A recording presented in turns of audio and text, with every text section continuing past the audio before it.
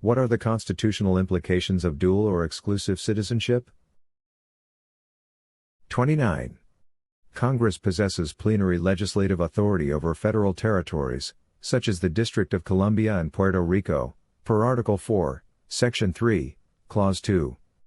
Thus, federal citizens, who fall under this municipal jurisdiction, can be governed differently than state citizens, who are protected by the Guarantee Clause, Article 4, Section 4, ensuring a republican form of government. 30. 31. Justice Harlan, dissenting in Downs v. Bidwell, 182 U.S. 244, 1901, identified Congress's creation of a legislative democracy in the territories. However, state citizens are not legally required to participate in that structure, nor to pledge allegiance to its political regime. 12.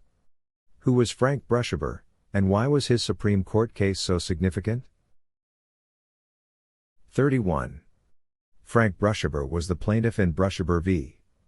Union Pacific Railroad Company, 240 U.S. 1, 1916, the first U.S. Supreme Court case to interpret the so-called 16th Amendment. Brushaber identified himself as a citizen of New York and a resident of Brooklyn, claims that were uncontested in the litigation. 32. 33.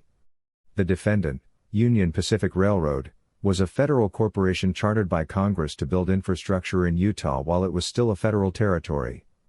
The case arose after Brushaber, as a stockholder, challenged the federal tax imposed on dividend payments he received from that corporation. The Supreme Court upheld the tax as an indirect excise. What was the impact of the Treasury's response to Brushaber? 33. In response to the decision, the Treasury issued T.D. 2313, which labeled Brushaber a non-resident alien and Union Pacific a domestic corporation. This classification was never repealed. It provides compelling evidence that income tax provisions apply only within the federal zone, not the 50 states of the Union. 34. 35. The legal inference is profound.